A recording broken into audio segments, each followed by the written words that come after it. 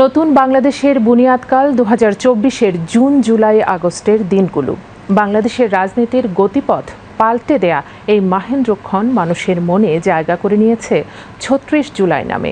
এই জনপদের অপরিসীম ত্যাগ ও অনন্য সাহস সংগ্রামের গৌরবময় দিনগুলির ঘটনাবলী সবার কাছে তাই অপরিসীম গুরুত্বের। কেমন ছিল দুনিয়া কাঁপানো জুলাইয়ের দিনগুলি? লাল জুলাইয়ে বিপ্লবী সময়রেখার উপর নজর বুলাতে আমাদের এবারের আয়োজন।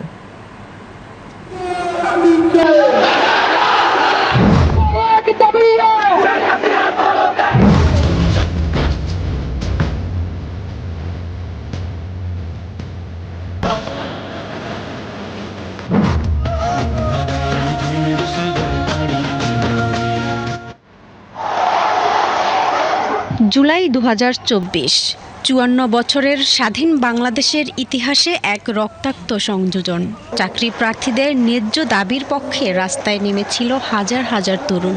চিৎকার ছিল, প্রতিরোধ ছিল। দেশের বিভিন্ন স্থানে আন্দোলনকারী শিক্ষার্থীদের উপর পুলিশ ও ছাত্রলীগের হামলার প্রতিবাদে এই বিক্ষোভের ডাক দেওয়া হয়। বড় জমায়েত হয় চট্টগ্রামে। আগের দিন বন্দরনগরীতে পুলিশি বাধার প্রতিবাদে বিপুল সংখ্যক শিক্ষার্থী রাস্তায় নামে। অবরোধ করা হয় রেল লাইন। চট্টগ্রামের শিক্ষার্থীদের কাছে ছড়িয়ে যায় যে চট্টগ্রামের শিক্ষার্থীদের উপরে হামলা হয়েছে।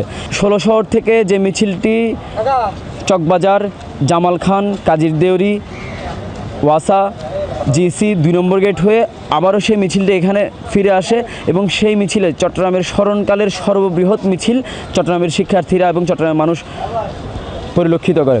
১২ জুলাই চট্টগ্রামের সবথেকে বড় একটি মিছিল হয়, এটার প্রতিবাদ করে।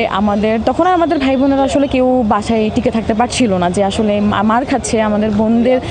যেমন হচ্ছে আমার তখন ওই সময় আমাদের অনেকের গায়ে হচ্ছে বোরখা ছিল, হিজাব ছিল। আমাদের হিজাবগুলো পুলিশ টেনে ছিঁড়ে দিয়েছিল এবং বোরখা ছিঁড়ে গিয়েছিল এবং আমরা আমাদের ফোন, ব্যাগ অনেক কিছু হারিয়েছিলাম। সো ওই বিষয়গুলো আসলে যখন আমরা তো আসলে অভিজ্ঞতা নাই যে হচ্ছে এইভাবে পুলিশের টর্চারের মুখোমুখি হওয়া, সো এটা আমাদের জন্য খুবই একটা মর্মান্তিক ছিল। জুলাইয়ের এদিন ঢাকা রাজশাহী রেল সড়ক অবরোধ করে বিক্ষোভ করেন রাজশাহী বিশ্ববিদ্যালয়ের শিক্ষার্থীরা। সেখানে এসে একাত্মতা প্রকাশ করেন রাজশাহী প্রকৌশল ও প্রযুক্তি বিশ্ববিদ্যালয়, রাজশাহী মেডিকেল কলেজ ও রাজশাহী কলেজের শিক্ষার্থীরা।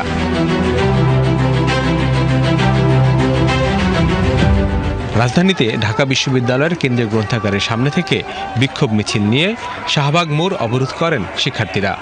কুমিল্লা বিশ্ববিদ্যালয়ের শিক্ষার্থীদের ওপর পুলিশের দমন পীড়নের ঘটনায় উদ্বেগ প্রকাশ করে অ্যামনেস্টি ইন্টারন্যাশনাল। নোয়াখালীর মাইজদীতে বিক্ষোভ মিছিল ও সমাবেশ করে নোয়াখালী বিজ্ঞান ও প্রযুক্তি বিশ্ববিদ্যালয় এবং বিভিন্ন কলেজের সাধারণ শিক্ষার্থীরা। আন্দোলন এভাবে ছড়িয়ে পড়ে মূলত মজলুমের প্রতি দরদ থেকেই।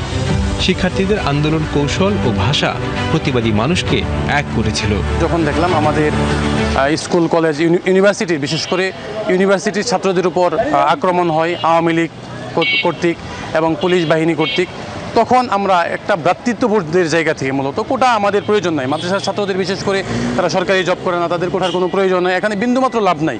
কিন্তু ভ্রাতৃত্ববোধের জায়গা থেকে আমরা এগিয়ে আসি এবং পাশাপাশি যখন দেখলাম আমরা বাংলাদেশের একটা গণতন্ত্র এবং ইসলাম সহ বিভিন্ন রকমের অপরাজনীতি কিন্তু বাংলাদেশে চলছিল এবং সেই সরকার, পতিত সরকার, তারা কিন্তু বিভিন্ন রকম দেশের ক্ষতিও করছিল, যার দরুন মাদ্রাসার শিক্ষার্থীরা দেশপ্রেমের জায়গা থেকেও, যদি আমি বলি, সবার আগে তারা এই জায়গায় এগিয়ে আসে।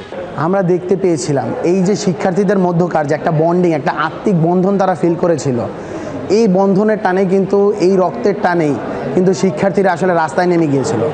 যেই প্রাইভেট বিশ্ববিদ্যালয়ে যে শিক্ষার্থীরা আসলে গুলি খেয়ে মারা গিয়েছে, তাদের অধিকাংশই কিন্তু আসলে ঢাকা বিশ্ববিদ্যালয়ে কারা আহত হয়েছে, কাদের গায়ে গুলি লেগে গেছে, তাদেরকে ব্যক্তিগতভাবে চিনত না, কিন্তু তারা নেমে গিয়েছিল কারণ তারা একটা কমিউনিটি আকারে ফিল করেছিল। যখন গোটা বাংলাদেশের শিক্ষার্থী সমাজ, জনগণ যখন কোনো একটা বিষয়ের ভিতরে একটা কমিউনিটি ফিল করে এবং সকলে নিজেকে কোনো একটা ঘটনার ভিতরে অংশীজন মনে করে, তখন তারা তার জন্য একটা জীবন দিয়ে দিতে পারে। পুরো রাষ্ট্র স্বৈরাচারী শেখ হাসিনার বিরুদ্ধে একতাবদ্ধ হয়ে একটা এজেন্ডার মধ্য দিয়ে একটা পরিবারে পরিণত হয়েছিল। পরিবারের কারো গায়ে যখন আঘাত আসে, তখন যেমন পরিবারের সবাই সেটা সম্মিলিতভাবে প্রতিরোধ করে, ঝাঁপিয়ে পড়ে, সেটাই কিন্তু আমরা দেখতে পেয়েছিলাম। শহীদ আবু সাঈদের ফেসবুক ওয়াল এদিন সেজেছিল বিপ্লবী ক্ষুদিরাম বসুর একটি উদ্ধৃতিতে, না লড়তে পারলে বলো। না বলতে পারলে লেখো, না লিখতে পারলে সঙ্গ দাও, না সঙ্গ দিতে পারলে যারা এগুলো করছে তাদের মনোবল বাড়াও। যদি তাও না পারো, যে পারে তার মনোবল কমিও না, কারণ সে তোমার ভাগের লড়াই লড়ছে।